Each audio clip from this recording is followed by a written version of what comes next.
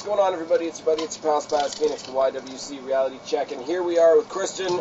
We got Guapo in the car, which is a thing. Say what's up, guys. Hey, what's up? Hola, mis amigos, señor Guapo, back again. I can barely hear what's going on. Over the sound of Guapo's car. Yes, over the sound of Guapo's car. This is going to be fun. We're going to talk about SummerSlam, we're going to talk about TakeOver, and then Guapo's got his own segment at the end, but we'll get to that when we get to it. Guys, overall feelings of SummerSlam weekend. NXT fucking pretty amazing. good. NXT is great. SummerSlam, meh. Okay, fair enough. Some That's good kind things, of some my bad belief, things, some yeah. really, like, bullshit things, but we'll get to it when we get to it.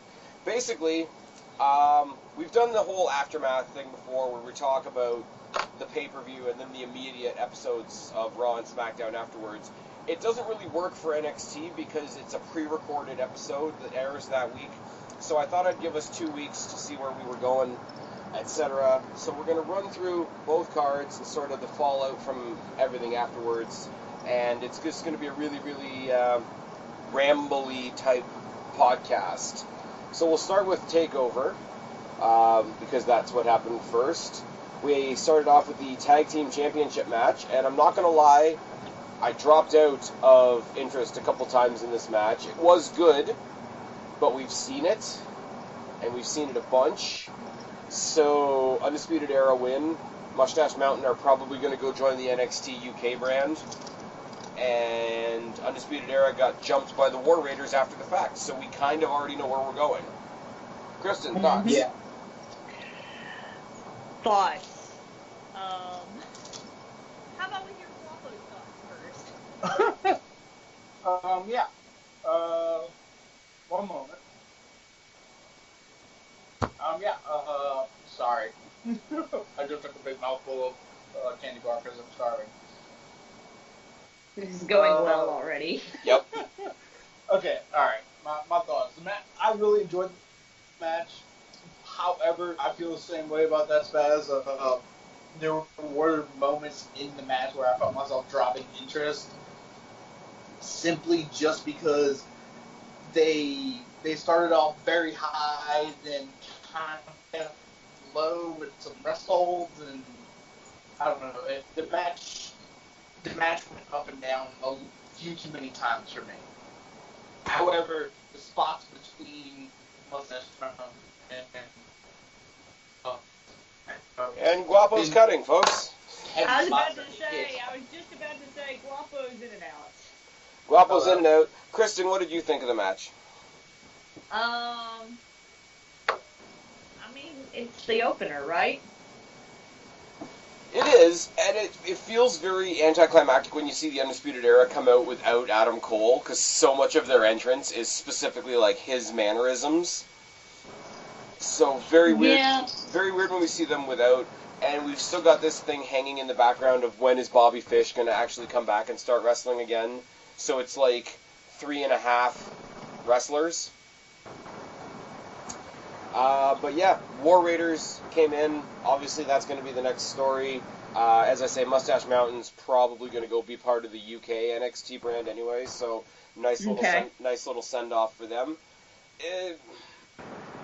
Nothing too special. Sort of a tick the boxes type match. Not the same is Velveteen Dream versus EC3. Hang on, we gotta do something here, because I can barely hear Spaz over the road noise in Guapo's car, and then Guapo is glitching out. I'm just gonna take a minute while you yell at Guapo. I muted. I'm gonna mute my mic in between me talking. Okay. Cool. Do we want to start over? Nah, we're good. It's fantastic. We're just gonna keep going. We're just gonna keep going. It's late in the day. We're not doing this again. Velveteen Dream versus EC3. Two guys that are athletic as fuck. Match that was great, but it's not what you focus on, really. I think the characters, Velveteen Dream and EC3, I mean, I like EC3. It's one of the few things that carried over really well from TNA, and they basically let him be his TNA self, and Velveteen Dream Velveteen Dream coming out with Call Me Up Vince on his pants. Yeah, I would not suggest that's a good idea for him. Apparently Guapo has something to say. I May have to wait. Great. Oh, okay, go. It's great. All right. Yeah, apparently he got a lot of heat in the back for doing that. Whether it was approved by like upper people is sort of up for debate. I mean, we'll never really know the straight answer on that. But yeah, apparently the rest of the locker room, and especially the people that are trying to make NXT its own brand, weren't exactly a fan of somebody coming up and like basically begging to be called up to the main roster via print on his ass. Yeah. But the match itself was great. I love the rotating Death Valley driver that Dream does, that apparently is now the Dream Valley driver. And Ethan Carter just looks kind of insane most of the time. Like, he looks like there might be a couple of heads in his fridge. And that might be a thing. Velveteen Dream wins. Don't really agree with that. EC3 is the newer guy on the roster, and probably could have used the win. But other than that, great match. Guapo, are you tapping in with something to say, bud? It does not hurt EC3 to lose this match, though.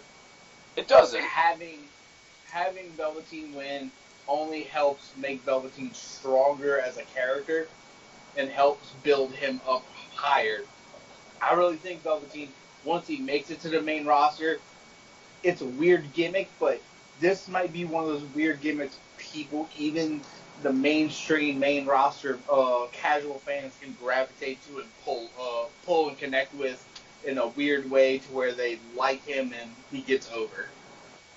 I think the crowd will not have a problem with it at all. I think the worry is the writing on the main roster, just taking it and like, let's have him feud with Goldust or something along those lines. The thing is, I feel like he's going to take the Goldust slot. Once Dustin decides he wants to retire, that weird gimmicky like, is he gay, is he not gay, or I don't know what you really want to call it, or whatever, that weird vibe of a character, Velveteen can take that spot and make it something big and make it something fun again. Honestly, I never see Velveteen getting any title higher than a tag or a mid-card title with anybody. But that's okay. His character is built to be a mid-card title holder and have fun and everything. He doesn't have to have the main title, and I don't see him ever trying to go, like, aspire to get it. What about EC3? You see EC3 holding the main title? EC3, I feel he needs a little more. He needs time in NXT to help build the brand. As of right now, I don't see EC3 holding anything higher than the U.S. title. What, you wouldn't even see him taking the IC? No. U.S. IC, I could see him holding the IC. However, he needs to hold the lower titles first in the company, because to be the 1%er, the top person and everything else that he wants to be, he needs to build himself up to be that hated douchebag that we all love. And the only way to do that is by collecting titles before he gets that big title. I gotta say, sometime along the way, I'd love to see EC3 versus Seth Rollins. 100% agree. That match writes itself to be a great match. Anyways, unfortunately, almost immediately as soon as we got this match at TakeOver, these guys are off in their opposite directions. Velveteen Dream is taking on Johnny Gargano next week, who we'll talk about in a second. EC3 is going to have like a little sub-feud with Lars Sullivan, because he accused Sullivan of being the guy that attacked Aleister Black, and we're going to talk about that later on. EC3 versus Lars Sullivan is not a feud I care about at all. Also, side note, just to put this out there, it was announced earlier today, I think, actually, that Velveteen's going to be going to wrestle 2 big matches and Evolve. Yeah. Which is cool. I think they requested him, if what I've read is correct. but also it's really cool just in general to see that the guys in NXT are allowed to touch down and help other companies. Like I've talked ad nauseum about up here we've got Destiny that I've been going to, and the entire time that I've been going to the Destiny shows, their champion has been Pete Dunne. So obviously he was carrying the mantle of the UK title with him, but he's been their champion while being part of the NXT roster. So I think it's going to be harder for Pete Dunne to do that now that they're starting the NXT UK division now. Right. But that being said, I missed actually a show this past weekend because I had some social stuff that I was doing. But there was a cage match at Destiny between Sami Callihan and a guy that they have on their own Destiny roster by the name of Josh Alexander, and he absolutely tore his face up. But he's going to be facing Pete Dunne for the Destiny title in, I think, October. And I'm pretty sure he's going to drop it at that point, because I think that's around the time that the NXT UK brand starts up. But, I mean, to trade off seeing him at Destiny once every couple of months for the sake of having this NXT UK brand, I don't mind making that trade. Agreed. His charisma, his bruiserweight persona is going to be amazing to see every week on NXT UK. Is Kristen still there? I am still here. You guys had a lot of stuff to say, and I just, question mark, have a lot of stuff to say. Nothing for Dream or EC3? Nothing for Dream or EC3. We can tell how you know. Well, EC3. I'm trying to think. I'm trying to get my words together. Because I'm just seeing these guys because I don't watch NXT as much. I mean, they're hella talented, but... Fair. Okay. When it comes to the main roster, I don't see them excelling that much on the main roster. Alright, well, how about we switch over to two guys that would pretty much be excellent on any roster. North American Championship match between Ricochet and Adam Cole, baby.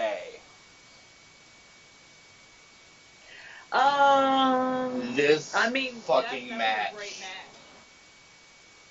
I think everybody loves that one spot, the moonsault into the super kick.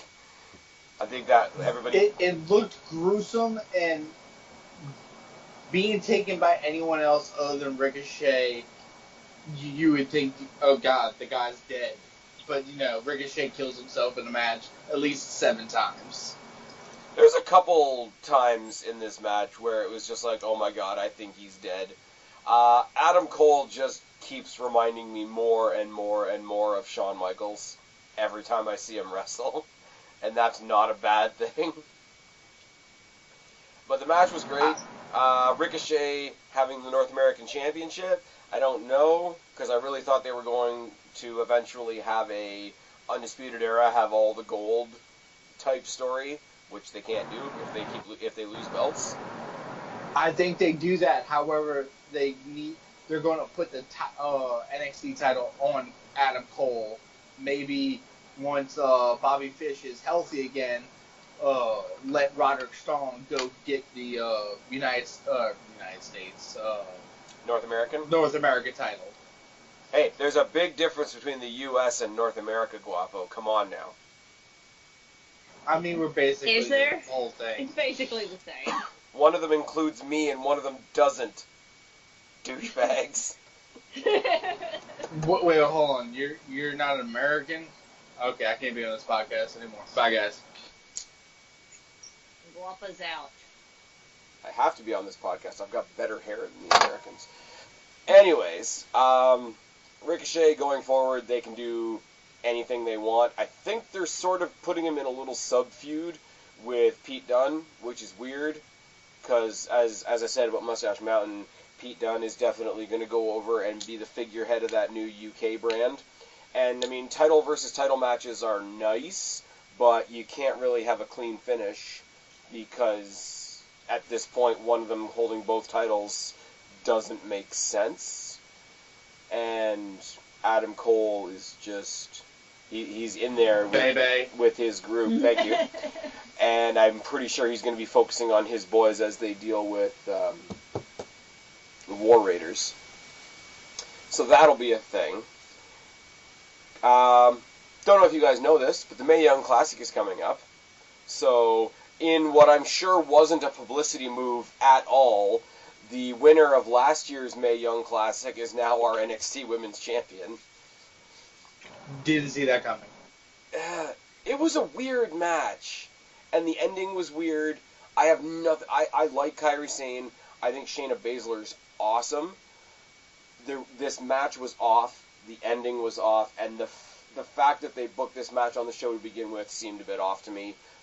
That being said, happy for Kairi Sane. Don't know where this leaves Shayna Baszler now, but Kristen, you're a woman. Tell us stuff. Tell you Kristen, stuff. you're a woman. Tell us about women. Because clearly, since I'm here, I speak for all women. They'd be lucky to have you. You are the They one would. with the vagina. Wow. I know, that would be lucky Wow. to have me. Anyways, Wow. I don't know what this means for Shayna Baszler. I don't know if this means that we are, if we're going to see her move up. I hope not.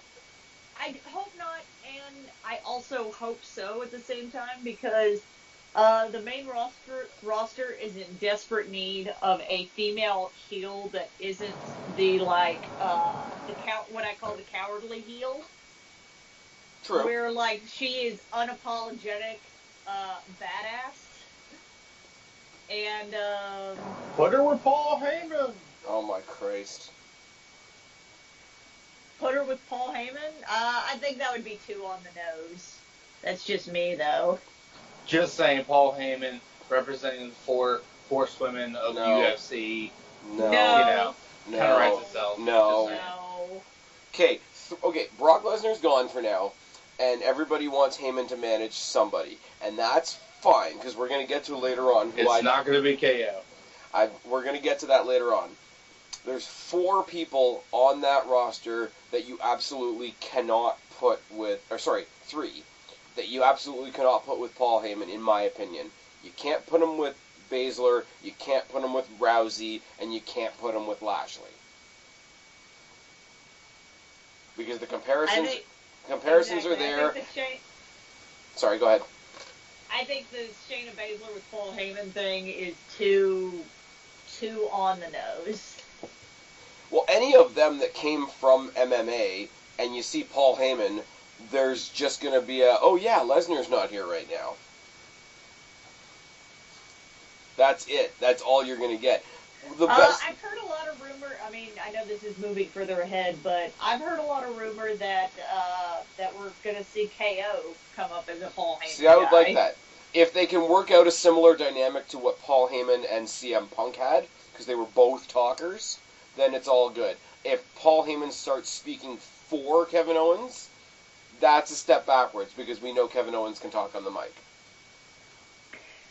So I guess we will see what happens. I heard this message. I would be more interested in Paul Heyman, Kevin Owens than Paul Heyman, Shayna Baszler. I heard it suggested, both on What Culture and on the Taz show, the idea of Paul Heyman sort of coming down from the main event scene and managing the Authors of Pain, which wouldn't be the worst thing in the world if they decided to push the Authors of Pain. But the Authors of Pain dropped Paul Ellering after the first week of being on the main roster, so why put them with Heyman then? That wouldn't make sense to me. Because you have them cut a really, really arrogant promo, or so you have Heyman cut a really better promo, be like, yeah, you guys were in developmental, you had a developmental level manager, and now that you're in the big time, you need to be handled by a bigger mind, you traded up and got a better Paul. You traded up and got a better Paul. It could be good. Paul Bearer? Oh, Christ. Why would you do that? Oh, Okay, let's go back to the show. I'm I'm gonna call this like the shit show podcast or something. This is. We're going full shit show. We're going full. You never go full shit breakdown. show. You never go full shit show. Wait, are we talking? Hold on, are we talking about TNA Bound for Glory? Oh Ah, there it is. I did it. Hashtag Spazball Bound for Glory. And there we are. Tommaso Ciampa versus Johnny Gargano, last man standing. I like how Holy Spaz just fucking moved. shit. That match. I would like to point out that Mrs. Guapo does not watch wrestling like at all, and she watched a little bit of that match with me, and even she was like, "Oh my god, like it looks like he's killing him." I'm like, yeah, that's basically what they're going for. Yeah. They did kill each other. The ending was great. I mean, because you can't, like, with how ramped up this storyline has been, you can't really have either one of them come out as a loser, because Ciampa is the best heel in WWE, and Gargano, sorry to the Daniel Bryan fans out there, is the best face in WWE. So, the way they've got it now, just if you have seen NXT, is just Gargano coming out like no entrance music, kind of rambling to himself with his crutch and da-da-da-da, and he's questioning himself, and he's telling the fans not to cheer him. So we're kind of getting like, I know I'm using this example a lot, but we're kind of getting broken Gargano right now. He referred to himself. Yeah. Oh, here we go.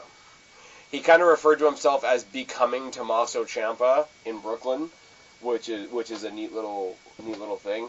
As I say, they're sort of spinning him off into a side feud with Velveteen Dream, because Velveteen Dream came out in the middle of his rambling, calling him Johnny Loser, to which he said, "Well, I have this crutch right now, but the doctors only gave it to me if I need help." And then he chucks his crutch at Velveteen Dream and wants to fight him in the middle of William Regal interrogating him about the assault on Aleister Black.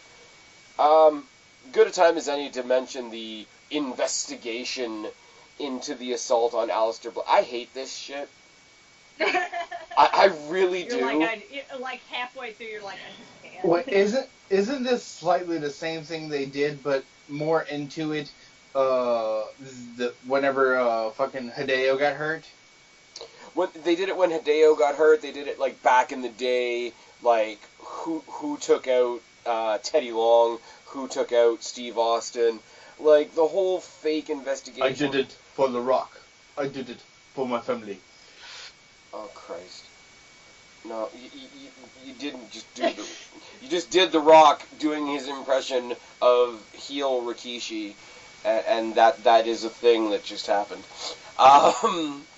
Thank you for catching the reference. But no, of course I got it. It was one of the funniest failures of a storyline ever. But the whole they've tried to make it look like William Regal's in a completely different office. They've got some random goof standing behind him, pretending to be the NXT lawyer and attorney, and he's holding all these investigations. Nikki Cross. Very hokey. It reminds me very much of hokey TNA backstage bullshit. Yeah. I mean, William Regal is pulling it off because William Regal has that weird sort of, fuck me, I gotta get through this type look on his face all the time. I'm assuming you didn't see it, but, one of the things, or one of the people he had to interrogate this week was Nikki Cross, who was just, in hysterics, rolling around on the desk, thinking there was somebody on the phone that wasn't there. I love Nikki Cross, side note. But the whole investigation thing is, I would almost accept it more if it happened on the main roster, because, the whole hokey storyline thing, they happen on Raw, they happen on SmackDown. NXT caters to the smart fans, the ones that read the dirt sheets, the ones that know, yeah, Aleister Black got injured at a house show, so it almost becomes a why are you insulting our intelligence thing. I know that's not what they're trying to do, that's not their goal, but that's how it comes off. Anyways, Anyways. I want to see Ciampa fight Yes. somebody else. I want to. It's fucked up because they're both heels, but I kind of want to see Ciampa versus Cole. That match builds itself. I mean, it doesn't even matter. It's heel versus heel. Yeah. I mean, he already just picked up a belt, but if he hadn't picked up the North American title, even if it was just a random episode of NXT, I'd love to see Ciampa versus Ricochet. Or, Ciampa versus match. Ricochet, that'd be nice. It's hard Ricochet for me versus to imagine, Peabody. It's hard for me to imagine Ciampa going up against anyone that isn't Johnny Wrestling. yeah, they are Because kind that of, they are storyline kind of, it just works. But, you know, he has to face other people at some point. yeah, I was gonna say, like, as much as we like, you know, Gargano, Ciampa, round 5, round 6, whatever, they are getting into that mold of, like, okay, what does Gargano do? He fights Ciampa. Like, they have to, like, they could leave this for a while and come back to it sort of like Rumble time if they want to, because apparently Johnny's injured again. But yeah, God, that is not good that he keeps getting injured. everybody keeps getting injured. It's fucked. But no, the match was great. The ending was It's great. almost like if you wrestle like a crazy schedule like NXT does that you can't be. Okay, I'll stop. I'll stop. Okay, to be fair, NXT's pretty good at sort of curving that, but it's just the fact that the expectations on a Gargano-Ciampa match from the fans are at an insanely high level now. Like, let alone, like, either of them individually, just having a match on a card, now the way they've built themselves up, they have to outdo themselves. It's sort of how, like, people expected Styles and Nakamura at WrestleMania to be, like, the best thing ever.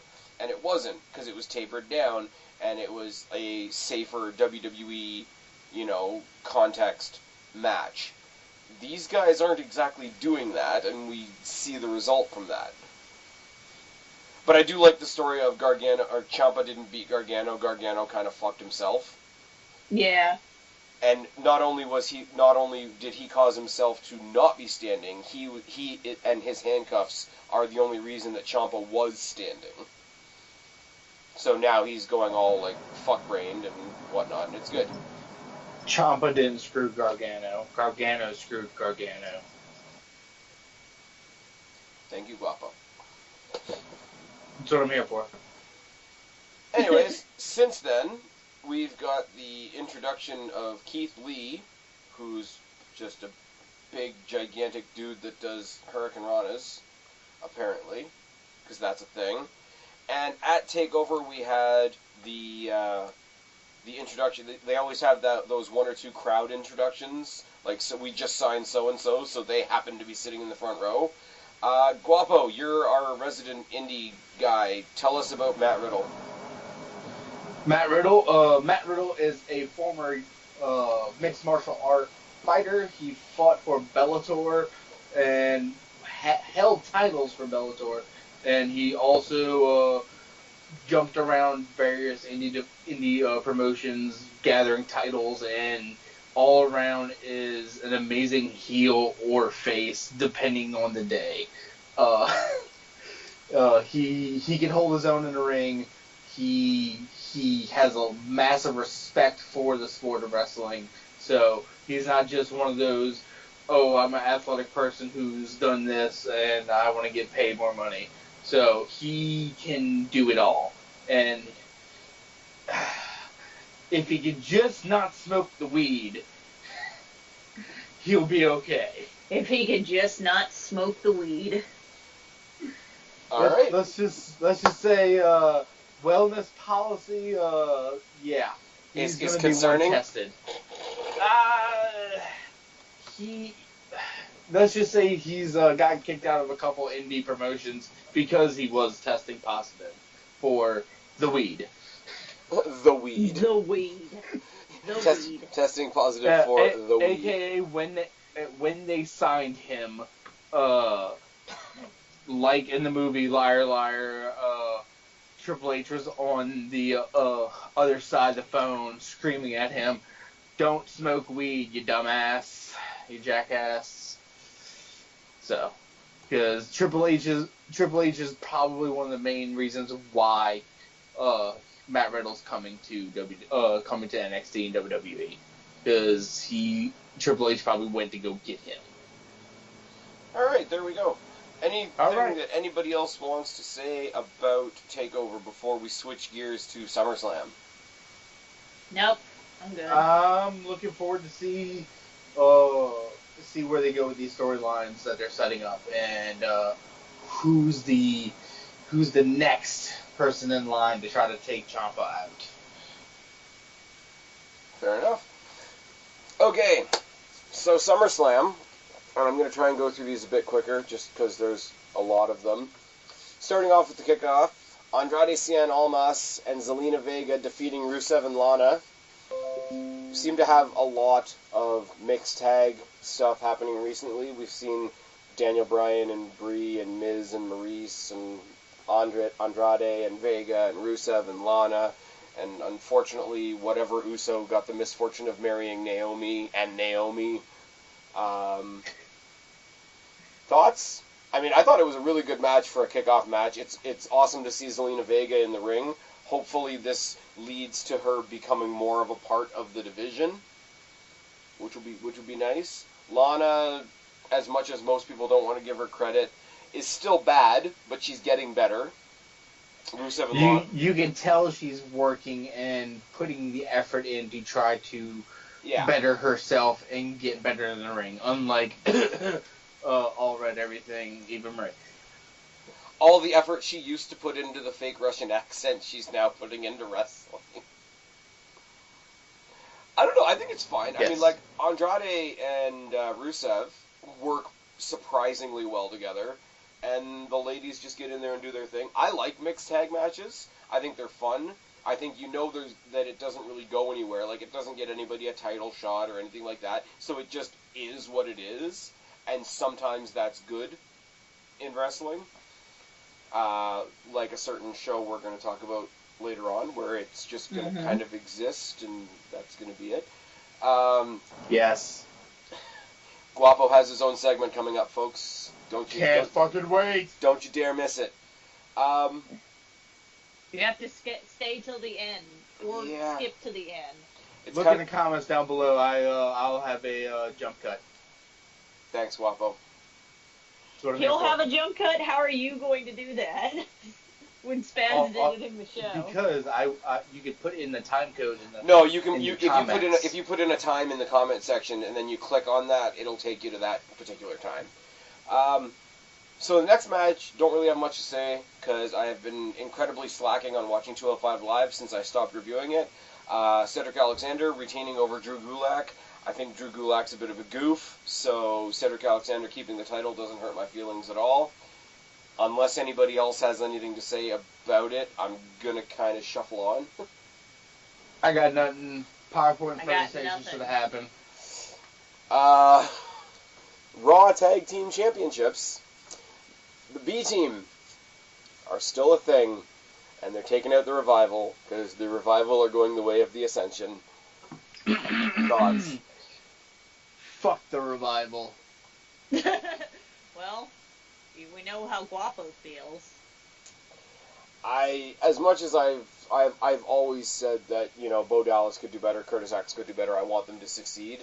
I wanted them to succeed in a way that actually was somewhat reputable, and this isn't, and they're taking out the Revival at the same time. I got nothing. It's bad for the Revival, yes. Great for the B Team. However, I think the B Team starting to. Sorry. I think the B Team is starting to overstay their welcome. Yeah, and it's kind of sad because, I'm happy for these guys. Oh, don't get me wrong. But you can kind of tell that Axel and Bo Dallas are genuinely having fun. It's like the whole New Day thing, right?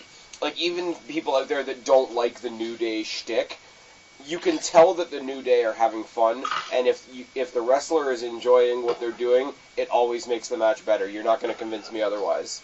So I'm happy for them, but at the same time, that's all I got. It's a genuine, like, unsatisfied sound is how I feel about this match. Probably because the B team, because of what they are and why they're bigger, I guess you would say, it's not fun. It really isn't.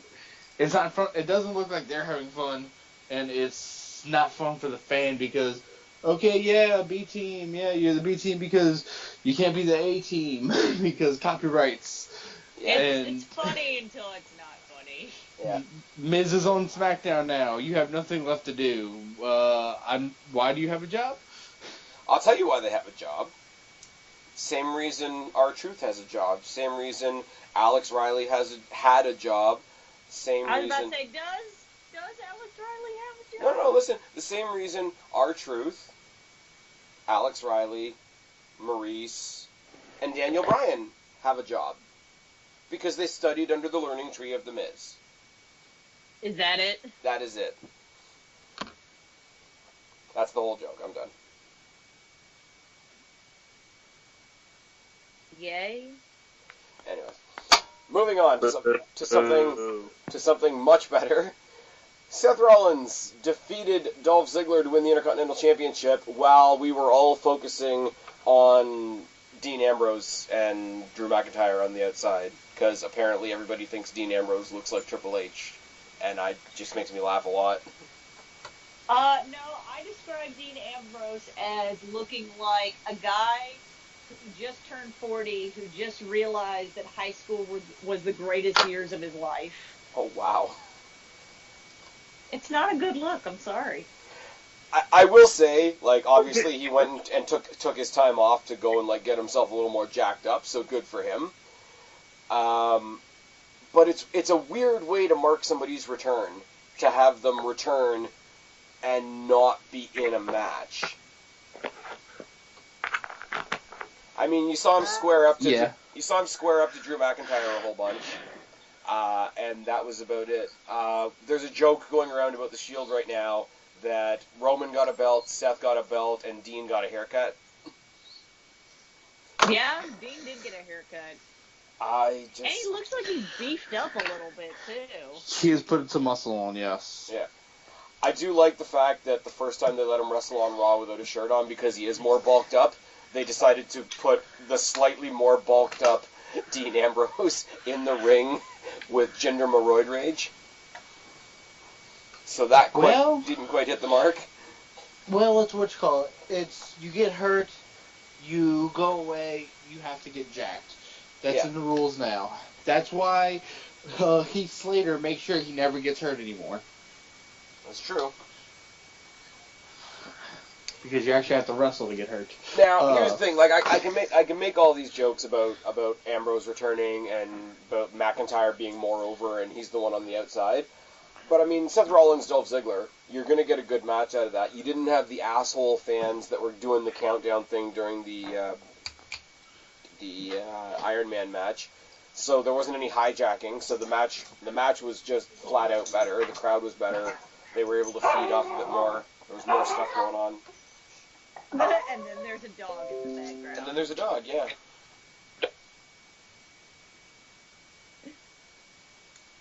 Is everyone still there? I don't know. Oh, there we are. There, I can hear you now. I'm still here. Everything just went silent for a second. I think we lost Guapo. Guapo's gone. I'm here. All right, there we go. So, other than these are two great wrestlers that had a great wrestling match, and Seth is the champion again, I don't really think he needed to not be the champion, but, you know, it is what it is. And we'll talk about what happens with Seth Rollins later on, when we get into later on. New Day defeated the Bludgeon Brothers by disqualification. The tag title shots which isn't really the story. They went on and had a rematch on SmackDown and won the titles back for the 5th time because Eric Rowan's apparently injured again. Or more than he thought he was, or something or other. So they had to get the belts off the Bludgeon Brothers. They're doing another tag team tournament that I'm pretty sure is going to be won by the Bar. And we're going to get New Day in the Bar moving forward. There wasn't anything really special about the match that I can remember, other than obviously New Day are entertaining, and props to Rowan for having 2 more matches, even though we knew he was injured. I have nothing for that. Yeah. I was ready for Bludgeon Bullets to drop it. Anybody that follows me on Twitter knows that I was at Raw and SmackDown this week. Saw a barn burner between the Bar and the Club, and then the Clones decided to show up and remind us that they still had a job. So that was a thing. So basically it was the Club versus the Bar. Bar won. Primo has a job. Bar won. They're going to take on the winner of Rusev Day versus the Usos versus Sanity next week. To be fair, Raw and SmackDown in Toronto this past week that I was at were pretty shit shows, but fun in their shittiness, so I shouldn't completely crap on the show. We got some good matches out of it, but this 3-way tag team number 1 contender tournament thing that they did was not one of the highlights. The King Booker thing, coming out to crown New Day as the 5-time tag champions. It was alright. I popped in the crowd, obviously, because the whole King Booker thing is hilarious, but just back on the New Day, and the world keeps spinning. Anybody? Anything else? No. Well, I guess they're determined to just keep the New Day together. I guess it sells enough that I it's don't profitable think you need to keep split them. I don't know. At some point there, I mean, maybe I'm being, what's the word I'm looking for? Maybe I'm being, I don't know. There's some point where you keep them together long enough to where that's not, that they've said everything they can say in their story. Right. Oh, yeah, no. I don't think they always need to be a tag team. But I think you can have those 3 characters go off and achieve things separately without having, like, a breakup moment. Like, I don't think there has to be an implosion of New Day. I think they just, like, next Money in the Bank, if Xavier Woods wins Money in the Bank, he can just go off and be champion, and there doesn't have to be like an eruption of the group. Like every other tag team, somebody turns on somebody, they feud with each other, and then they go off and do other shit. I don't think you have to necessarily quote unquote break the New Day. Yeah. But that's just my take. I mean, people have talked about the New Day to death. They're over as hell. They're entertaining. I go back to what I said before. Like, they're having fun. And if they're happy just having fun, just let them do it. Because you know you're going to get solid matches out of them. Like, we kept on going back to Usos New Day, and people got sick of it. But it's like, you know you're going to get a solid match. That's You know true. you're going to get a solid match, and you know people will be happy to see them. You know it was not a solid match at all? What was not a solid match at all? Braun Strowman versus Kevin Owens for the Money in the Bank briefcase. In the words of a puppet named Puppet, squash.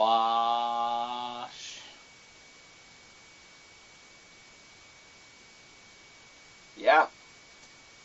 I had so many, like, fantasy bookings going into that. Like, Kevin Owens was going to win. He was going to come out with Paul Heyman later on in the night. And they were going to turn on whoever won right then and there. Kevin Owens was going to walk out the night with the championship. And, no.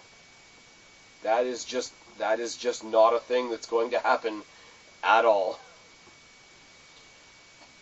It wasn't going to happen because there was no point to take that briefcase off of Braun.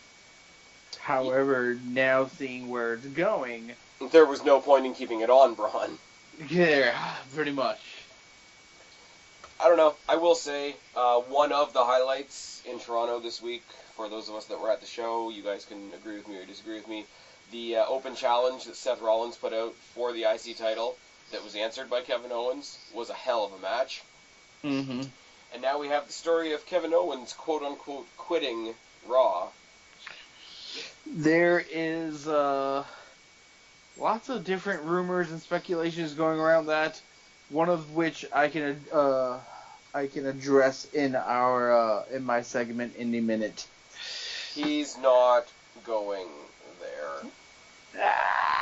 You're insane. You're insane. Rumor and innuendo. Look, I'll say it when I get there, but just brief thing. This whole quit thing and him literally unfollowing everyone on his Twitter and blacking out his Twitter, basically.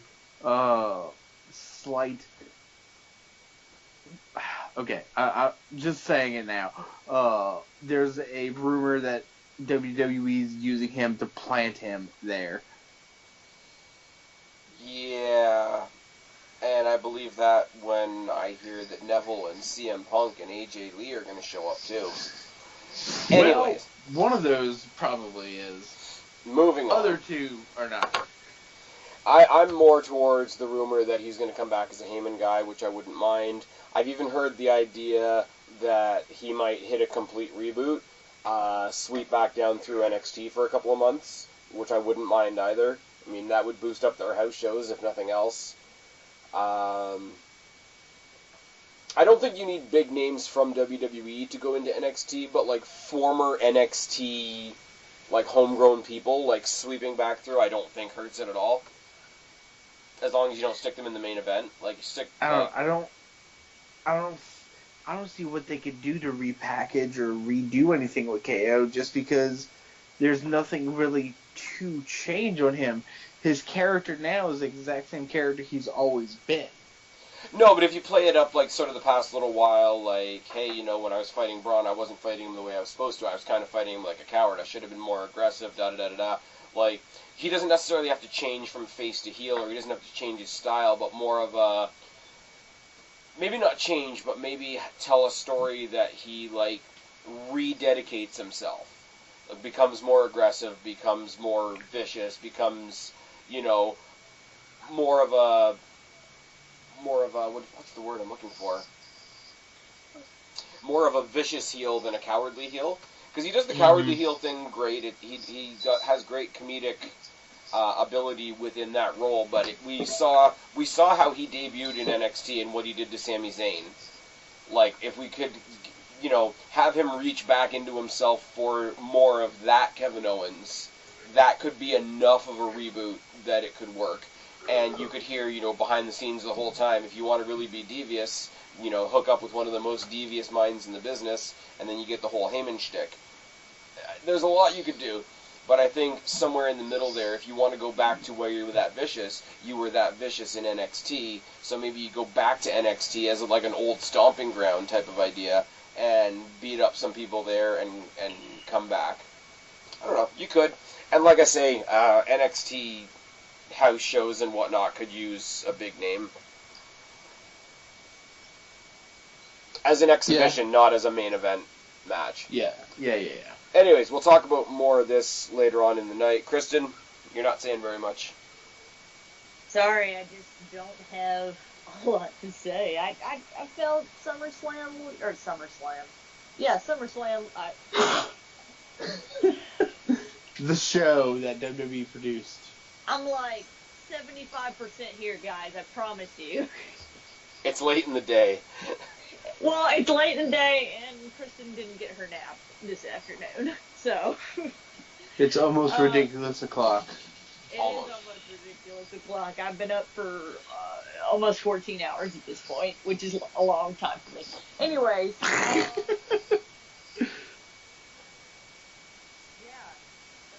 on before I Ramble. ramble. Yeah.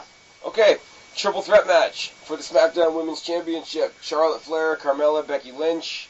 Good shit. Happy Becky turned heel.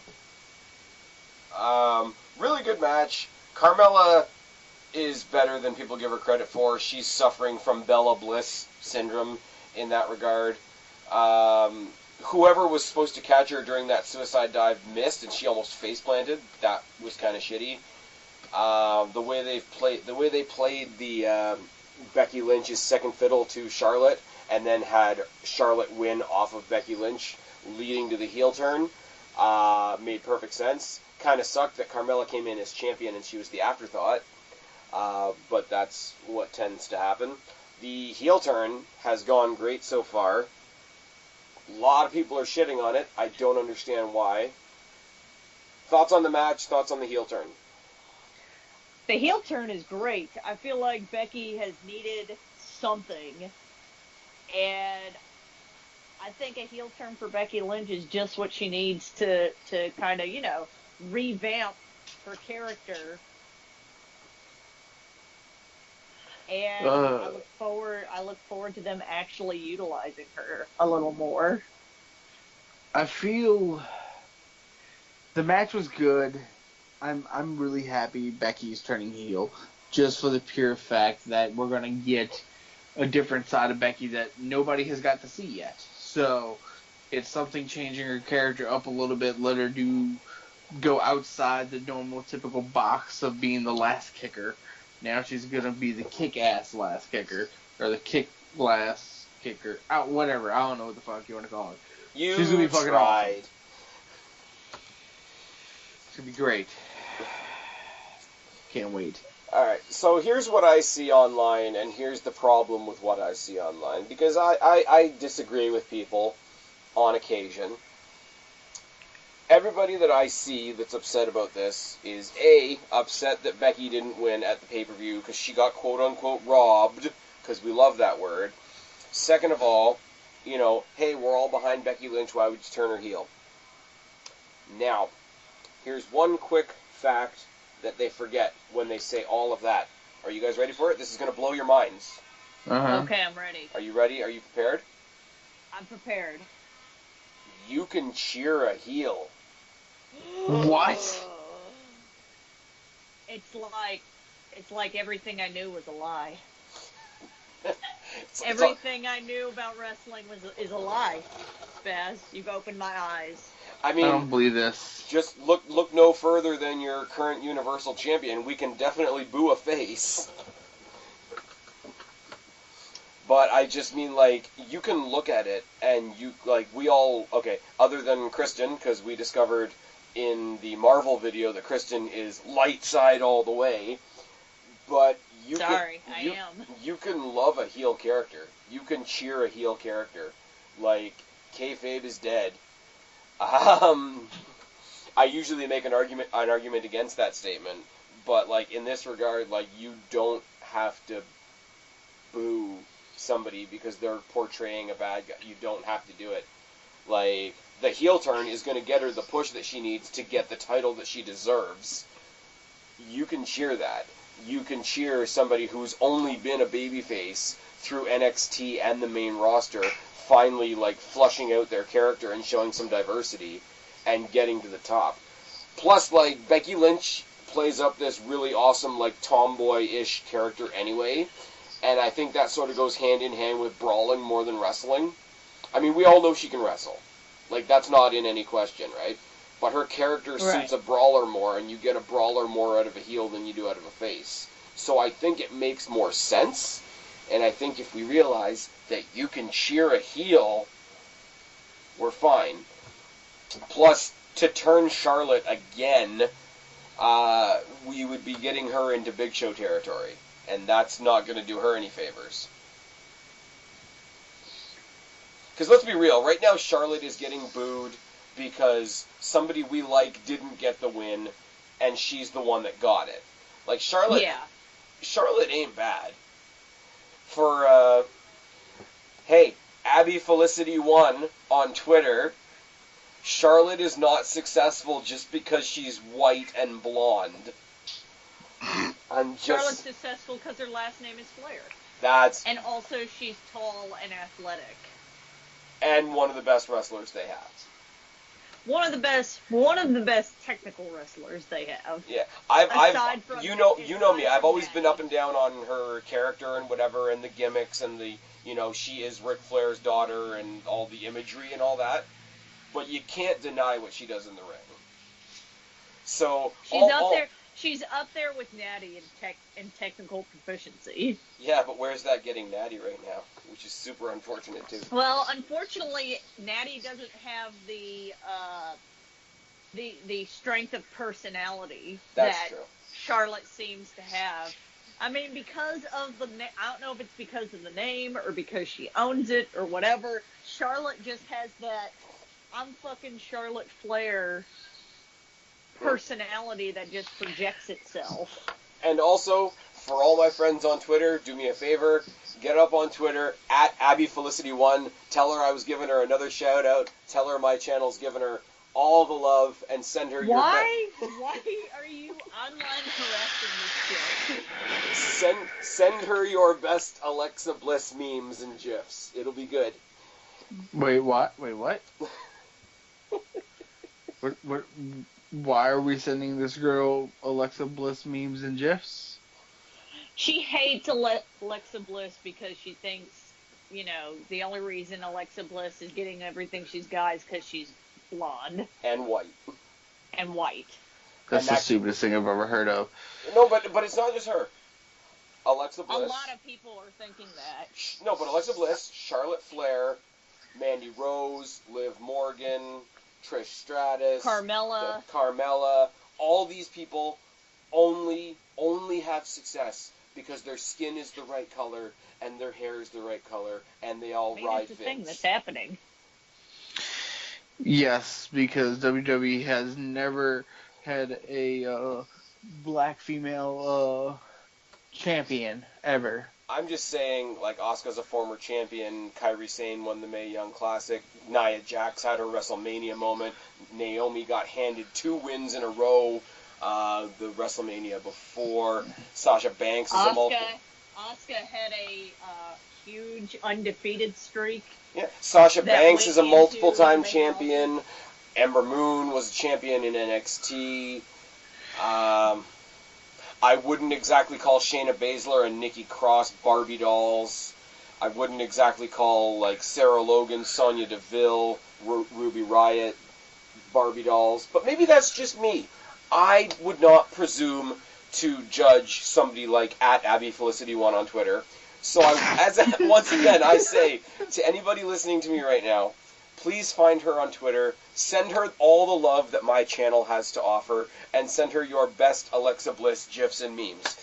Moving on. Oh, Lord. Samoa Joe versus WWE Champion AJ Styles, who is white, but not blonde.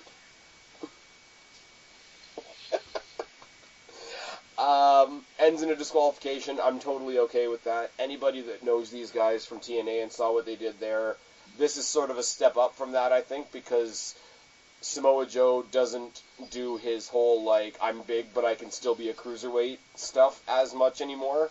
But he's replaced that with absolutely psychotic, I'm going to stalk your wife stuff. Well, yes. I kind of am digging this storyline. Yeah. The fact that AJ Styles tried to hug his daughter and she, like, ran away because he was bloody. Wendy. Oh, God. Oh, Wendy.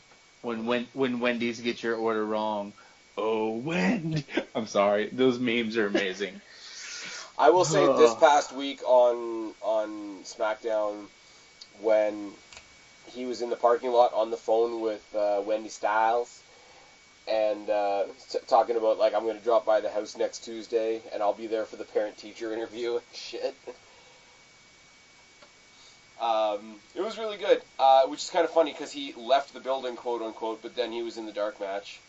The dark match was a 2-second squash match. It was AJ Styles and Jeff Hardy squashing Randy Orton and Samoa Joe.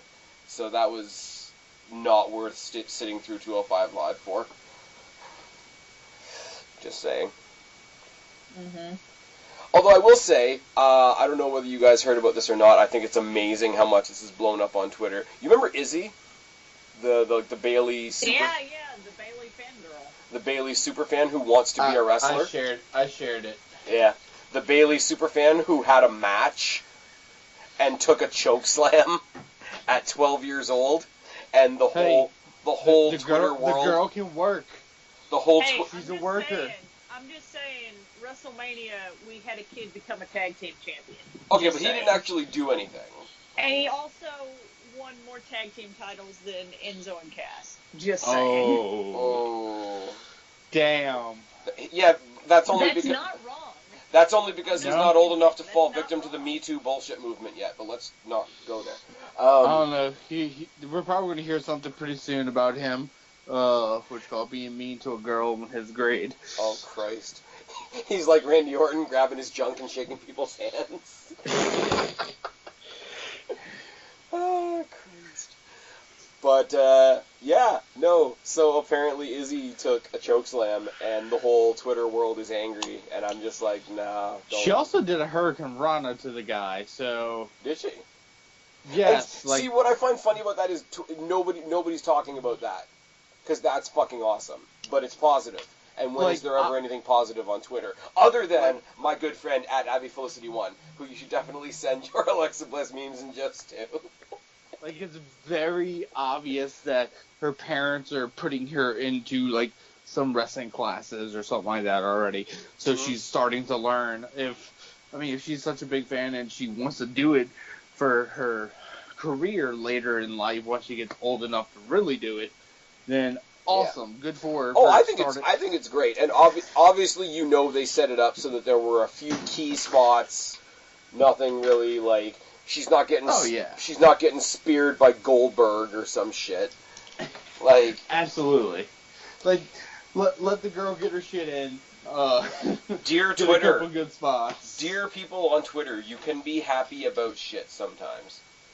Anyways, we're getting Samoa Joe versus AJ Styles at Hell in a Cell, and apparently we're going to get them again at the Australia show. I'm going to talk when we're done here. I'm going to talk about the 3 shows we have coming up and how jacked those 3 cards are. But we'll get to that when we get to it. I'm going to go out on a limb here and say, unequivocally, the best match of the night, Daniel Bryan versus The Miz. Yes. Kristen? Sorry, you guys cut out. I didn't hear what you said. Best match of the night, Daniel Bryan versus The Miz? Well, yes, because it's the story that we've been waiting for fucking forever, and then we didn't think it was going to happen because Daniel Bryan retired. Yeah. I just think, like, the story, on one hand, absolutely, yes, the story's great. There's nothing else with that much depth and whatever. I really got the feeling, and this was one of the actual, like, points of discussion that I wanted to bring up with you guys when we decided to do this. I really get the feeling in this match that, okay, Daniel Bryan's happy that he finally has a story that doesn't involve Big Cass, which is great. He gets to go out in all his Daniel Bryan glory. But I think if you watch this match back, and I watched it 3 times on the night, I think Miz... like, not Miz the character, like Mike Mizanin, the actual person behind the character, I think he really went in with something to prove in this match, because you got Daniel Bryan, who's got, like, the indie image where, like, they don't pull any punches and they go balls to the wall all the time, and people accuse him, like they accuse John Cena of doing that super safe WWE style. And every single point in this match, it felt like Miz was just encouraging Daniel Bryan to, like, give me everything you fucking have. Like, every time there was, like, the it kicks and the yes kicks, and, like, when Daniel Bryan started going into more of, like, the strong style, like, striking shit that he doesn't do very often, and even some of the higher spots, like, Miz was, I think, in my opinion anyway, leaning into all of it and trying to show that he's not soft. And I think that came across fucking great. Because in the story, Daniel Bryan's the guy that just came back from injury. Miz, the character, is taunting him all to hell. So in the story, Daniel Bryan's coming in with everything to prove. And for me to feel throughout the entire match that it was actually Miz in there with something to prove made this match fucking amazing for me.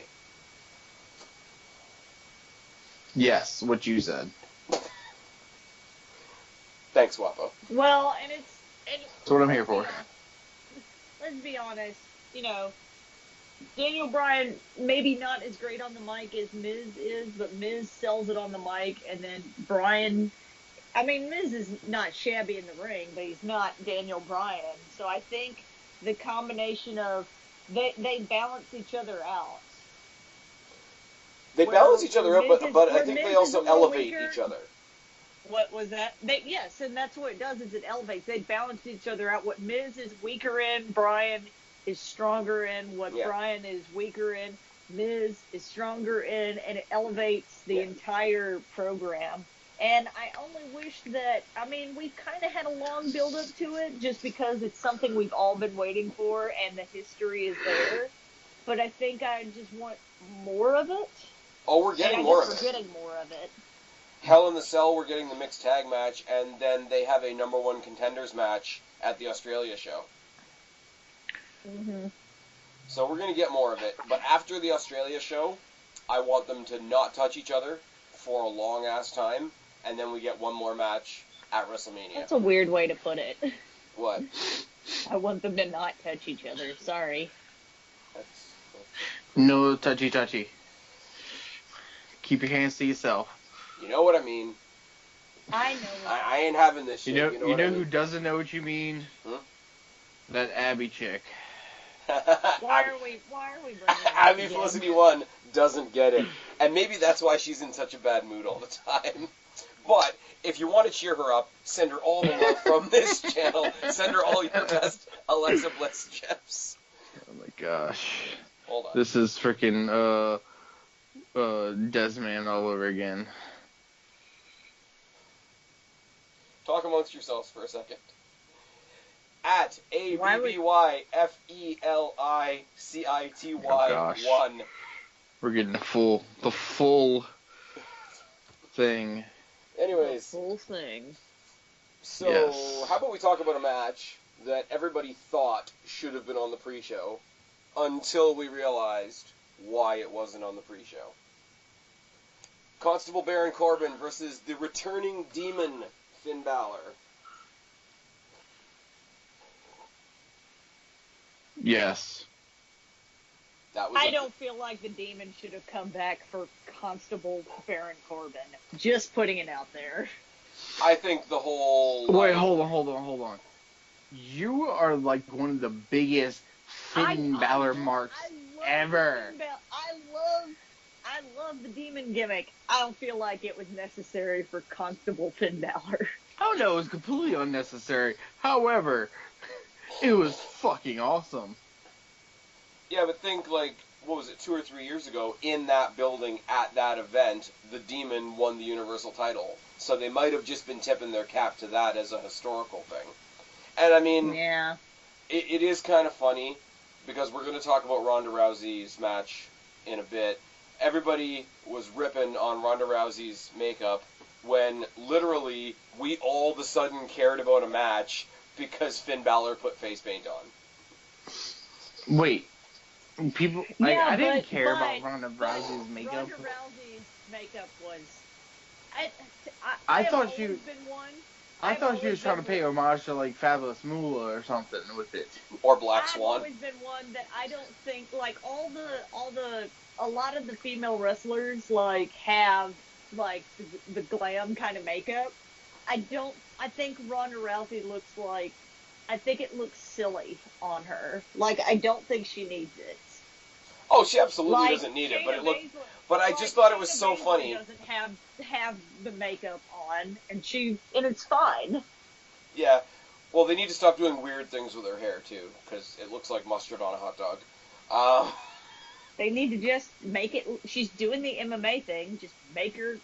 But I just thought MMA. it was so funny that like some people out there didn't like her makeup, and literally like 2 matches beforehand, Finn Balor put on a bunch of makeup. I feel like her makeup looks silly. Finn Balor's looks cool. And maybe I'm just fine.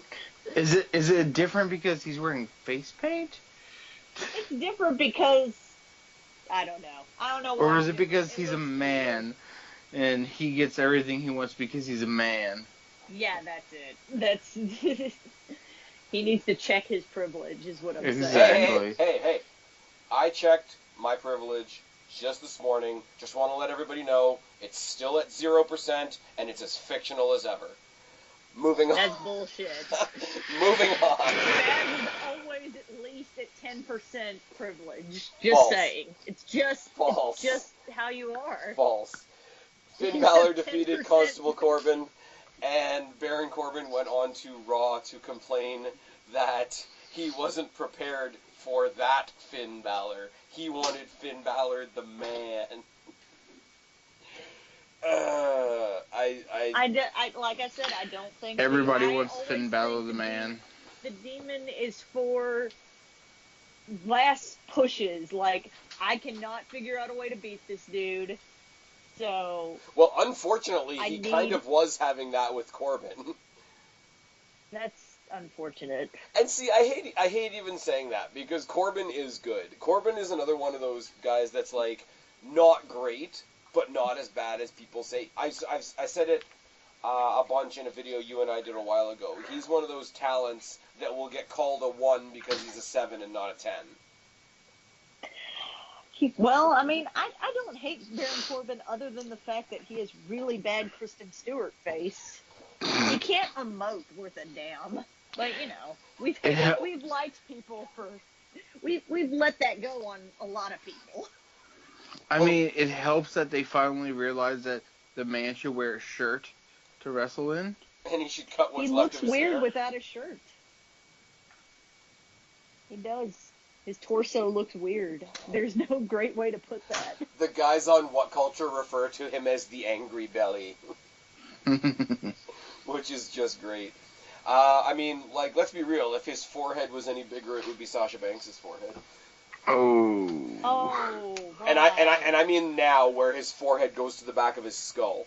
But yeah, so that was a match that happened, and a match that I'm really sad to say that I didn't give a single shit about was Shinsuke Nakamura versus Jeff Hardy. Like, I should care about this, but I just don't, because the real feud is Jeff Hardy and Randy Orton. And yes. I don't know why this match happened again. If somebody else can tell me why this match happened again. And then after the match, Randy Orton walked halfway down the ramp, changed his mind, and left. He got bored. Yeah. But we're going to get Jeff Hardy versus Randy Orton in Hell in a Cell. And because I'm an idiot, I'm actually looking super optimistic towards that match. Because apparently, like, if you listen to interviews and whatnot, it's like the one match type Jeff Hardy's always wanted to do and never got a chance to do. So. Yeah, I Hell in a Cell? Yeah. He's ever been in the Hell in a Cell? Nope. I feel like he has. He's been in Randy Orton's not been in Hell in a Cell? No, Jeff Hardy. Oh, Jeff Hardy?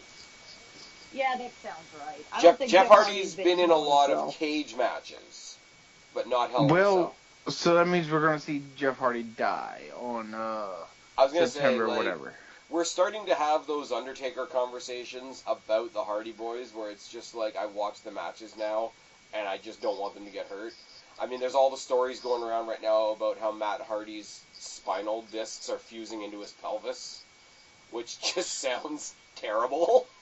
It just sounds very painful. Apparently, he's doing some rehab, and while he's doing rehab, he's been shadowing agents in the back and writers in the back so that he can transition into either a writer or an agent role if he can't recover, which I think is awesome. Supposedly, Jason Jordan is also shadowing some of the agents in the back. So, good on them. If they can't get back in the ring, at least they'll still be with the company. I mean, at least WWE's trying to figure out a way they can keep them around. Well, yeah, look, like, it's the prime example because we see him on TV every week, but look at Corey Graves. Yeah. But, I'm sorry, like, the guy behind the original broken gimmick, it can't hurt to have that guy on your writing staff. Correct. Now, how that goes through the McMahon filter is another story altogether, but, it is what it is. I wish I cared about this title match because I just don't, and I don't know what they're doing with Nakamura now. He's going to be punching more people in the balls. He just keeps hitting me in the dick. Why you gotta hit me in the dick, man? Oh, fuck. The one thing that was rumored to be happening that never happened in the Nakamura-Styles feud was apparently it was going to be a low blow uppercut mid-phenomenal forearm. That's just literally throwing somebody by their junk. I'm okay with them not doing that. Anyways, we touched on it before. We're going to touch on it again. We're going to talk about Abby Felicity One's favorite wrestler, Alexa Bliss, getting defeated by Ronda Rousey in, for what it was, a pretty damn good match. I mean, Ronda just threw her around the entire time. Yeah, but remember, Alexa Bliss doesn't sell because she's white and blonde. That's what I hear. Wait. Then why did she drop the title to a white blonde woman? Yeah, and why did she do the whole double-jointed arm thing again? Yeah, somebody, I forget who it was, online. Oh, no, it was Taz. He actually was like, looked like she, like, broke her arm, but I don't know if she's double-jointed. I'm like, Taz, you covered this, like, a couple of months ago when she did the same thing. Oh, yeah. But I just, like... See, this is where, like, the logical part of being a wrestling fan kicks in that a lot of people don't have. Like, I'm a big mark for Bliss. Guapo, you're a big mark for Bliss. Kristen, I think you at least appreciate Bliss and what she does. I like Alexa Bliss, and I mean, arguably, she's one of the best heels in the company, male or female. I would say the best female. She's behind a couple... She's definitely... Well, one of the best heels, when I say one of the best heels, I'm not saying she's the best heel in the company. She's one of the best heels in the company, male or female. Yeah. But she's definitely the best female heel we have right now. Yeah. With the not even with the exception, I would say I like Shayna Baszler as a heel next, but that's because I feel like she's the heel that we desperately are lacking. Right. But here's my thing, though. Like, I'm a big fan of Alexa Bliss. This is no secret to anybody. Doesn't mean I want her to win every match. Her job as a heel is to make us all want her to see her get her ass kicked. And because she's good at her job, I was behind Ronda Rousey 100%. And Ronda Rousey is better at this than anybody thought she was going to be 4 matches into her career. I mean, I would have liked this win to happen at the Evolution pay-per-view, because I think they need some single moment at the Evolution pay-per-view that's really going to have a punch, and I thought her picking up the title there could have done that, but it doesn't hurt my feelings.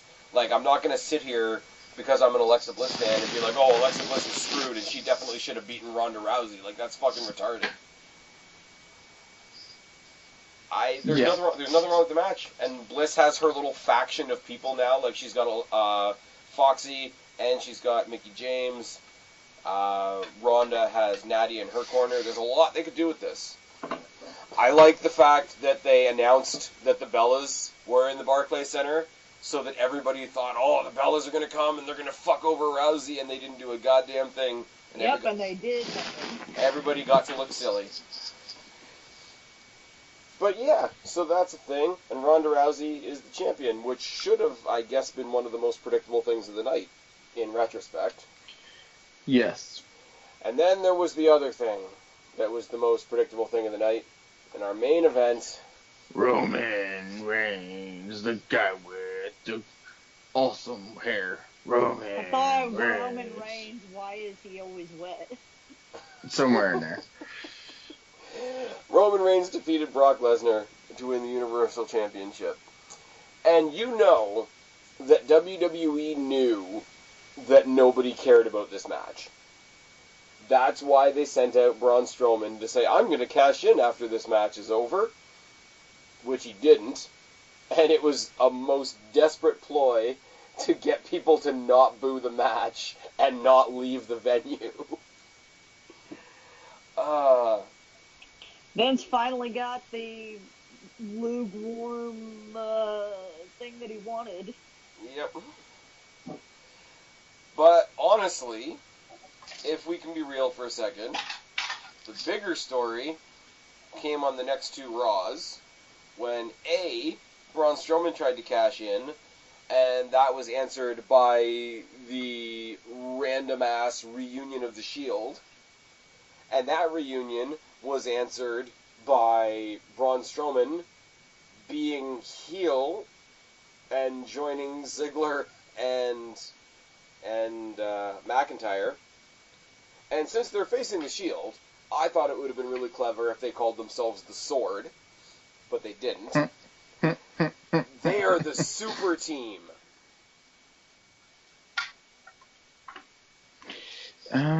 You know. There's a lot. There's a lot to unpack here.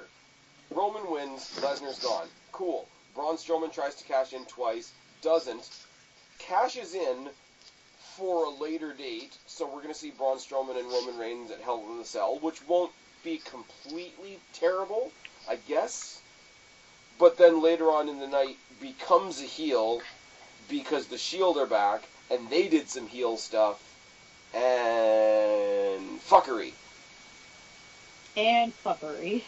I mean, it's kind of shitty to say that, like, to just point out over and over again that nobody cared about this match, because the match wasn't terrible. For Lesnar, who couldn't be paid to give a fuck right now, and Roman, who nobody gives a fuck about, the match wasn't terrible. I'm not gonna lie here. Like, they didn't go in there and completely shit the bed, but it's just nobody cared that they didn't shit the bed. And it was a really way to end the show. Yes. Yeah, but isn't that normal? Yeah, I don't know. But if you thought this pay-per-view shit the bed, then you can be assured that WWE will have something for you. Because WWE right now is promoting 3 pay-per-views at once. Between Hell in the Cell, Evolution, and the Super Showdown in Australia. So here's everything. Reasons. So here's everything that. Okay, here's what. If the shows seem clusterfucked for the next little bit, this is all they're trying to promote. Hell in the Cell, Roman versus Braun, AJ versus Joe, Miz and Maurice versus Daniel Bryan and Brie Bella, Ronda Rousey versus Alexa Bliss, Jeff Hardy versus Randy Orton, presumably Charlotte versus Becky. Evolution has Alexa Bliss versus Trish Stratus, which has a lot of people twisted up. Supposedly Asuka versus Lita, although apparently that was a fake graphic that was released. The finals of the Mae Young Classic. And then the Super Showdown has Cedric Alexander versus Buddy Murphy, AJ Styles versus Samoa Joe, Cena and Lashley versus Owens and Elias for reasons. I gotta say it. Probably Abby Felicity One's favorite match of the night. Ronda Rousey and the Bellas versus the Riot Squad. The Shield versus Strowman, Ziggler, and McIntyre. Daniel Bryan versus Miz and Whoa, wait, go back. Ronda Rousey and the Bellas versus the... no. That's... like, that was so bad that it, like, my brain couldn't process it for a second. It was like, what is this? I'm rejecting it. I can't. Riot Squad are taking on the team of Ronda Rousey, Brie Bella, and Nikki Bella. Again. False. The upswing of that is going to be Daniel Bryan versus The Miz, which is a number 1 contenders match, which is decent. And the main event, can I just tell you about the main event? Because I don't know if you've heard, because it's not like they haven't advertised it to death, but we're going to see Undertaker versus Triple H one more time. Are we? Yeah. Again? Jesus Christ. I have to tell you, right? And most of you guys know I go to most of these live shows with my sister-in-law, and she doesn't give a shit about this match. every break, every commercial break, every time that there wasn't wrestlers in the ring, every moment of silence between segments, they had an ad for this match. So every time the ad came on, I just looked at her, I'm like, they're gonna make you care, damn it. Well, you, did you hear the rumor about what they're going to announce next week, probably? What's this, what? The special guest referee for that match is going to be Shawn Michaels. Oh, Christ. Yep. Christ. They're going full Russo. They're going full retard? I can't. I got nothing. Yes. And because I got nothing, we're going to introduce Guapo's segment. Oh, we finally made it to Guapo's indie moments. So... Oh, so I can officially check out now. No, you have to stay. I mean, I'm here, but just... Whoa. Hello? What just happened? I think Kristen did just we lose transmission? No, I'm here. Okay. I'm right here. I'm not entirely sure. Is this what happens because I want to talk about the indies? Yes. I'm not entirely sure, but a couple of local boys down in Chicago are putting on a little show. Yeah, some three independent wrestlers. Nobody really knows who they are, And they're calling it All In, but I hear that it's only called All In because the trademark for Jobbermania was already taken. Now, in all seriousness, All In is happening this weekend, and I've given a lot of shit to All In and the Bucks fans and all that sort of thing. So, as I was saying to these guys before we came on to record tonight, I want to make it very clear right now what I'm saying about All In, and then I'm going to let Guapo take it from there. I think it's very cool what Cody and the Bucks have done. I think it's a very cool accomplishment that they've gotten this up off the ground without a company really backing them. I have no doubt that the wrestlers, even though I don't know most of them, are going to go out there and have some great matches. I am eternally frustrated with the godlike status that some fans give this show purely on the fact that it's something other than WWE, so it must be good. That is the only thing that I have a problem with. And other than that, anybody that's there, anybody that's going to see the show, anybody participating in the show, I hope they have a great show. I wish them nothing but the best. But some of y'all need to fuck off a little bit. Anyway, Guapo, I'm gonna turn it over to you. You're gonna tell us about the show. You're gonna tell us why we should care. You're gonna tell us who the people are, what the matches are. Basically, treat me like I'm just hearing about this show for the first time. What's going on? All right. The show is All In, presented to you by Bullet Club. Essentially started from a tweet by Dave Meltzer from a fan asking him, "Do you ever think ROH could sell a 10,000 seat arena?" And Dave Meltzer's, just not being mean or anything, just simply said, "No, I don't think so, and not anytime soon." Cody and the Bucks were already talking about doing a show, so they took that with a little more initiative to take up Dave Meltzer's challenge. So Cody and the Bucks, Nick and Matt Jackson, piled their money together, created a budget, and made All In. Aptly named because literally they're all their money is in this. They sold out a 10,000 plus seat arena within 29 minutes of tickets going on sale, without even with only just one match being named. So this is literally going to be the biggest indie show ever to be created, and it's not even it's not ROH, it's not New Japan, it's not Impact, it's not Lucha Underground, it's literally just Cody Rhodes and Nick and Matt Jackson putting it together. So it's there is a reason why there is a lot of indie darling fans super hype about this show. I'm very hype about this show, but it's more along the lines of this is a game changer. This is a wake up and a slap in the face to Vince McMahon, telling him there is life outside of his company and people will support it if you give them what they want, or if you give them a product that they can get behind. So, with that being said, I would like to do a little rundown of what the card and what Cody and the Bucks have given us to feast our love of wrestling into. To start off the show, they are doing the over-budget Battle Royal with 15 people. Right now they have Jordan Grace, which is a woman, Moose, Rocky Romero, Colt Cabana, Ethan Page, Brian Cage, Billy Gunn, Jimmy Jacobs, Marco Stunt, Brandon Cutler, and 3 people who have not been announced.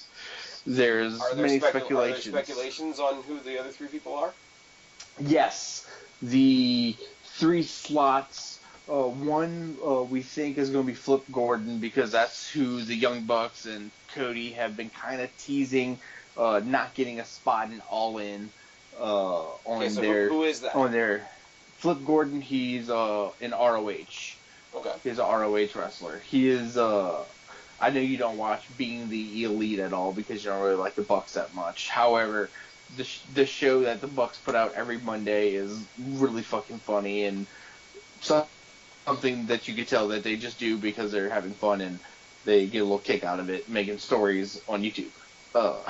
But they've taken this guy that they took a liking to, his name Flip Gordon, who's a amazing wrestler, basically taking him and making him a indie household name, and people really like him, and he's just amazing in the ring though too.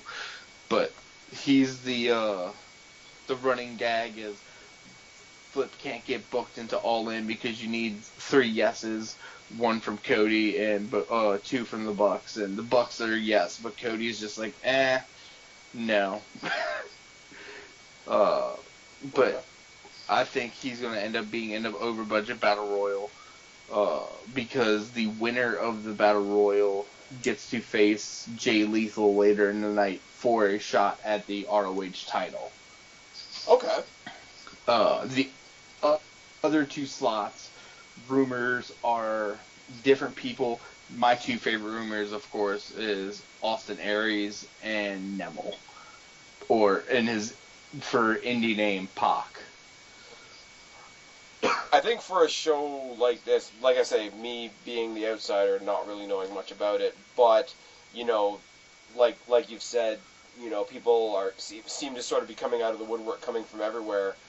From the little bit that I've seen of Austin Aries and his sort of belt collector gimmick, I think that'd be a cool little element to add to a show like this.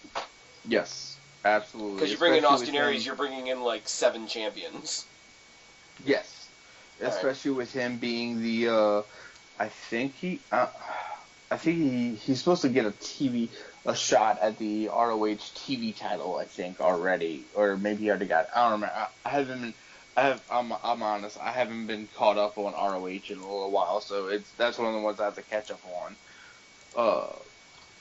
But him being on the show just would be great. Also, if it ends up being Flip Gordon, Neville, and Austin Aries in the final 3 of the Battle Royal, Flip can, take a little side note, let Aries and Neville go at it a little bit, just as a little homage to, hey, these are 2 guys who were on WrestleMania together, and their match was cut from the DVD. That's true. And the fact that they weren't given everything possible to make their time together in their matches in the Cruiserweight division better than what it was. My prediction is Flip Gordon wins the Battle Royal. And the winner of the Battle Royal gets to take on Jay Lethal. Jay Lethal. Yes.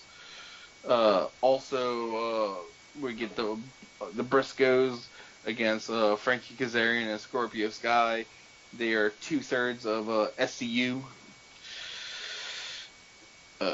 I think Briscoes are going to win because right now they're the ROH Tag Champions, so I don't see them losing outside of on a non-ROH show being the champions. Okay, so anybody like me who watched like old school Impact, TNA, whatever, knows who Kazarian is. Who's the other guy? Yes, Scorpio Sky. Yeah, that's somebody I don't know. He's a very good wrestler. All right. He's a very he's a high flyer more or less, but he's a high flyer that has the build of who can I compare him to for you? He has about the build of Randy Orton and can fly. All right, very cool. Next up, we have a 4-way women's match: Madison Rayne versus Tessa Blanchard versus Britt Baker and Chelsea Green. My pick's gonna be Tessa Blanchard for it, but the other 3 women aren't.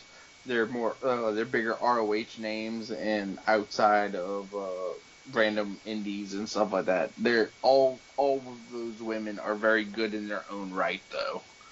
I was gonna say, pretty interesting when you consider Madison Rayne or Ashley Rayne is about to be in the Mae Young Classic starting next Wednesday. Yes. And also, can never remember her name, Deonna Purrazzo, who actually had to say no to All In, apparently, because of her involvement in the Mae Young Classic. I think because the contracts for this, for Madison Rayne was already drawn up and she agreed to it before agreeing to the Mae Young Classic. I think there was no wiggle room for her to get out of it, and I think she probably had a thing with the Mae Young Classic saying, hey, look, I have to do this, so I can't say no to it. There's no backing out, where Deonna Purrazzo might have never signed that contract before signing the Mae Young one. Fair enough. Next up, which I think is going to be, I don't want to say a squash, but it's going to be more of a spectacle match, if anything. Or that's what it's going to be. It's going to be the Fallen Angel, Christopher Daniels, versus the Green Arrow, Stephen Amell. So, once again, these indies just ripping off ideas from WWE. It's Cody being friends with Steven. That's what it is. No, and I'm talking a lot of shit, but that is pretty cool. And Steven's definitely, he's been taking it serious because in being the elite and everything like that, they showed him training in the ring and stuff like that. So he's been training, he's been getting ready for it. And going against a veteran like Christopher Daniels is going to carry Amell through the whole match, but Amell has respect for it, and he's going to be able to do it. That's going to be a fun one. Daniels is going to win, but Amell, it's going to be fun to watch. I will say Chris Daniels and Kazarian are 2 guys that I do wish would come to WWE one day. Same. Daniels, I think, would be a massive Cruiserweight champion? Benefit. No. Benefit. I see him being more of a... Daniels could definitely be a IC or US champion. I don't see him being the main guy for WWE just because of his age now, because he is much older now. But yeah, Daniels will be amazing in WWE. Next up, we have a Chicago street fight with Hangman Adam Page versus the bad boy Joey Janela. Joey Janela is, I don't know if you've ever seen him. He was in Evolve. I don't know either of these guys actually. Hangman Page is part of Bullet Club. And I can tell you that if you watch a couple of Hangman Page's matches, you will really enjoy him because he's very... How I put this? I can only put it the way Cody would talks about him. He's a blue chip stock. He is somebody who a company could build behind him and put him if you push him the correct way, he can be the face of a company because A, he's amazing in the ring, and 2, he has great mic skills, charisma out of the wazoo, and the man can work. If WWE was smart, they would try to grab him, if anybody, because he's somebody who could essentially dethrone Roman Reigns and take that top spot. All right. Next big match is going to be the villain Marty Scurll versus I can never say his first name, but Okada. I think it's like, isn't it like Kazuchika? Kazuchika or something like that. Okada, yeah, something like that. Now I've seen Marty Scurll. Yes. I got a chance to see Marty Scurll take on Pete Dunne for the Destiny Championship, and I like what I saw. I walked out of that arena calling him Bird Boy, but other than that, I like what I saw. Okada, I think I've seen one of like the real famous Omega matches. Yes. That match is going to be interesting. The running joke on the Bucks YouTube show Being the Elite is Marty is a junior heavyweight in Japan. Okada is a heavyweight, so Marty should have no chance whatsoever. Like even last week or something like that, they had a little thing where Okada and Marty passed each other in the hallway, and Okada looked at him and did a hand sign to him, going 205. Oh, because if you're in the Indies, that's an insult because it's a WWE show. Yes, well that and also the joke because there's lots of jokes because literally all the main people in Bullet Club right now, all their contracts with New Japan and ROH are over in like a few months. So the running joke is, oh well, might go take the money. New York might be calling you. You gonna take the money or something like that? And the joke for Marty is, oh, if you go there, you're just gonna end up on 205. Nice. Which is terrible, but funny and great. And also, if Marty ends up going to WWE, I really would hate to see them put him in 205 because his charisma, his ability to speak, and everything else would get lost, and it would be terrible to stick him on 205. See, here's like okay, and this is not obviously just for him, but in general, I hate that idea of like because I do, even though I don't watch it as much, I do like 205 Live. Why would you go at it with the mentality of, oh my God, why would they put him on 205 Live? Why wouldn't you say, hey, throw him on 205 Live because I know that guy's good enough to turn a whole brand around? I don't. I guess because they don't give the cruiserweights the rightly deserved spotlight at all anymore. Like, yes, they have their own show. However, it's stuck after SmackDown. And, I mean, I'll be honest, I watch 205, like, here and there, but I don't ever sit down and watch it, like, religiously. Okay, but if... I know a lot of people said this about Leo Rush, right? But if like, say Marty Scurll, and like I say, I've only seen him once, so I'm taking this off of seeing him once. Is he somebody that you think is so good that, okay, I don't watch 205 Live right now, but if that's where Marty Scurll ends up, then it's going to be something that I watch?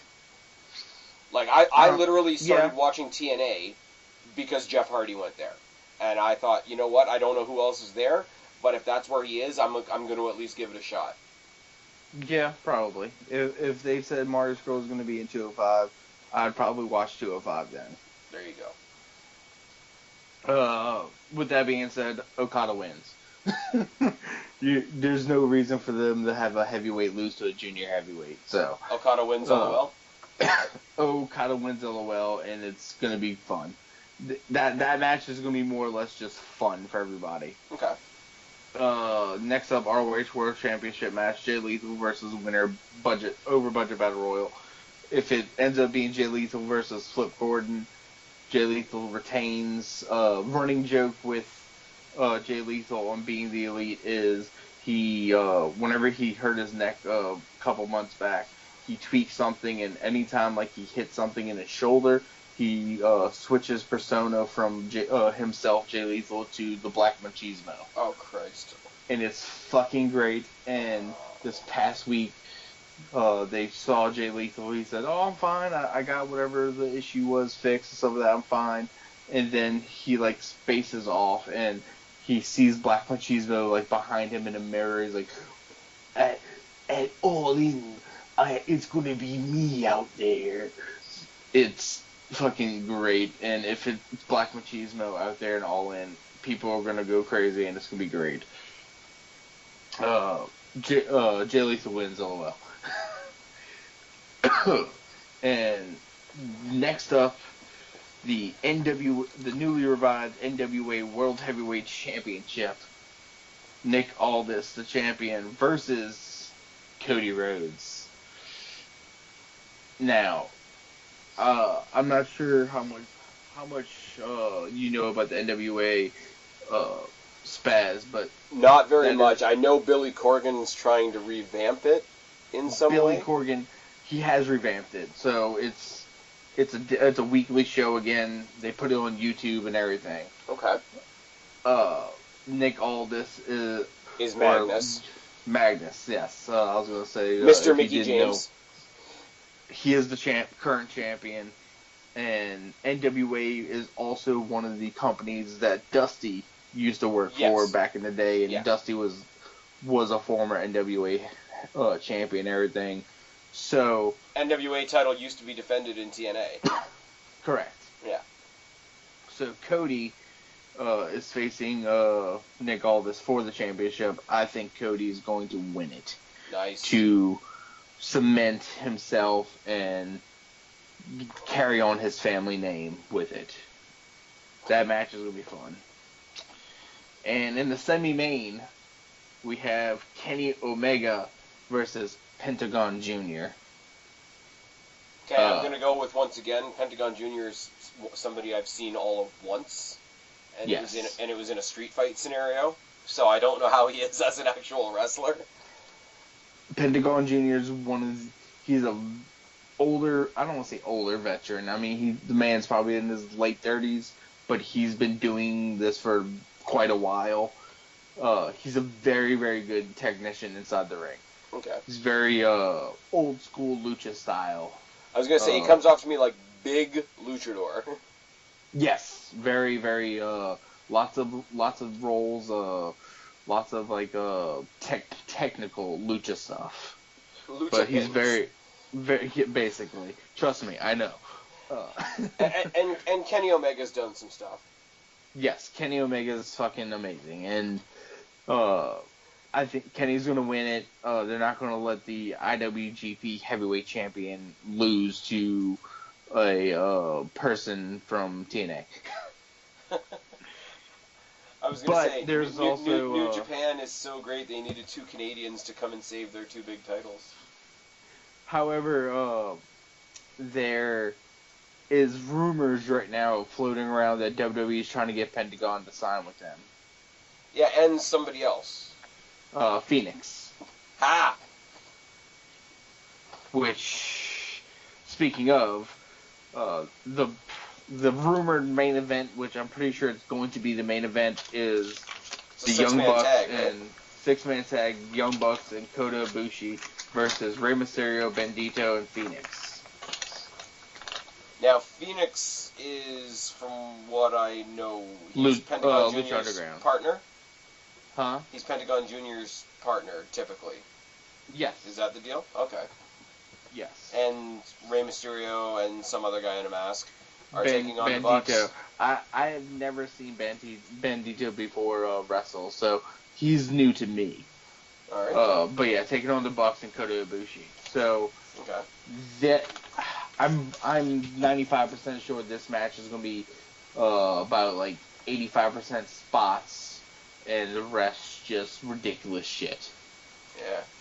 I was gonna say, So- like, me knowing 3 of the 6 guys in there, like me knowing Ray, even though my opinion on Ray is a bit mixed, and me knowing the Bucks, even though I think their fans are obnoxious, knowing that they're fun to watch, that seems interesting. It's weird to me, and it was weird to me when I heard it at the time, because originally I heard that the Omega match was the main event, and then I heard that they switched it to this random-ass 6-man tag. Is there a reason for that?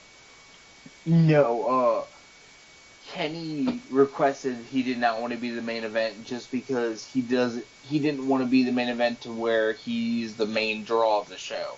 Because he didn't want to take away from anybody else in the show. Okay. But because he is Kenny Omega, the Bucks are like, well, you're semi-main. Okay. No, because just, like, I'm hearing you rhyme all this stuff off, and it sounds good, and it sounds like you're excited about it and whatnot.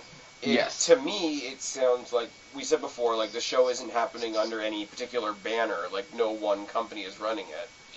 But you've got the IWGP World Champion in a pretty high-profile match, and then you've got a match for the ROH title, and then you've got a match for the NWA title.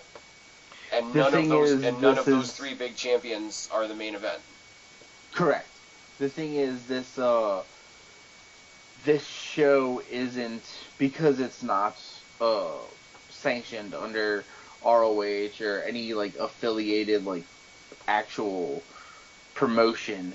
This is an indie show that anything could happen. Anybody could be there and wrestle on, because there is no, I don't want to say there's no rules, but there's no preliminary things. As long as if you're under contract, as long as the people you're under contract with is okay with you coming to do this, awesome. If not, thanks for thinking of us, type things. That's why a lot of these people who are on it are in it. Okay.